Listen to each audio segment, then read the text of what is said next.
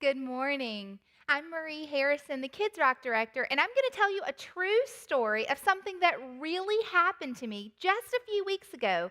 And it was kind of scary, but I promise you, everything works out okay in the end. A few weeks ago, I was sound asleep in the middle of the night when I woke up. I heard a noise that sounded something like a scream.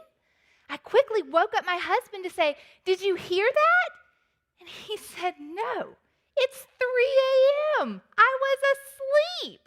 But then he heard the noise too. It sounded like a scream or maybe a growl.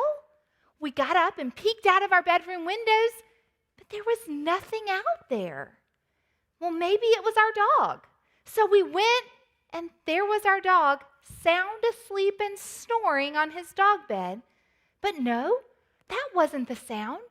We heard it again.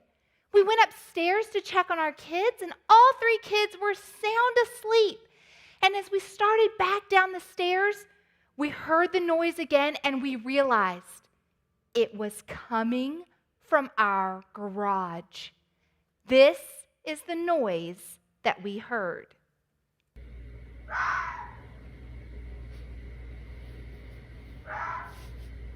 Just hearing that noise now makes my heart start beating fast again. There was some kind of animal in our garage. But what was it? It was the middle of the night. Nothing should have been in our garage.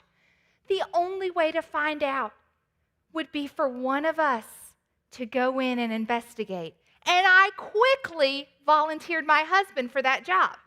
But I was scared for him. My heart was beating fast. I prayed, "God, please, please protect him." I didn't know if he opened that door, if an animal was going to jump up on him as soon as he opened the door. With all of the echoes in the garage, we couldn't tell exactly where the animal was or even what it was. And just as my husband went to turn the handle, to open the door and go into the garage, I yelled, "Stop!" I remembered in our kitchen, we had an extra garage door remote, one that we never used that was stuck in the way back of a drawer. We quickly went and grabbed the remote, and from the safety of our bedroom, we hit the button and we watched as the garage door went up. And what came running out of our garage? But a fox. There was a fox inside our garage in the middle of the night.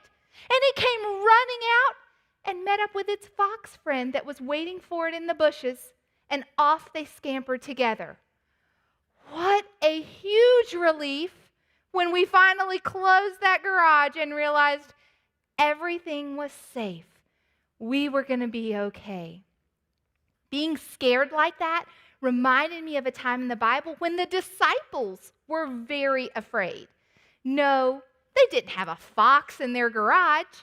But in Matthew chapter 8, Matthew tells us that the disciples were in a boat with Jesus when all of a sudden a huge storm appeared out of nowhere. Matthew said the wind was blowing. The waves got so big they started crashing over the boat.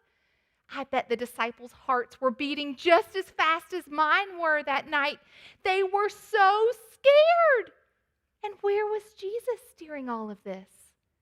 Jesus was asleep.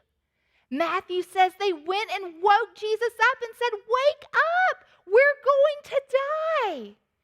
And Jesus got up, and with his mouth, he told the wind and the waves to stop. And instantly, the storm was gone. The water was calm. The wind stopped blowing. The disciples were amazed. Who was this man that the wind and the waves obeyed his voice? But why was Jesus sleeping in the middle of a storm? Jesus was teaching all of us a lesson. Jesus wasn't afraid of the storm. Jesus put all of his trust and faith in God. He knew that God would take care of him no matter what. And he knew God was stronger than any storm that could appear on that lake. Now, we may never be in a boat in the middle of a storm with Jesus, but we're all going to have things in our life that make us scared.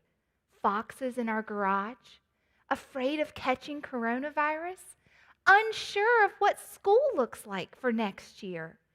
And in all those times when our hearts start beating really fast, we can make a choice.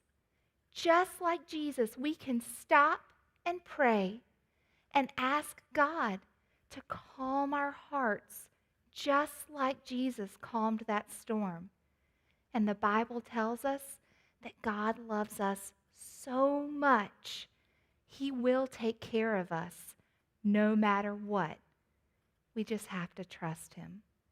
So I pray this week you will trust God when you feel your heart racing, when you feel unsure and scared. Stop and pray and ask God to calm your storm.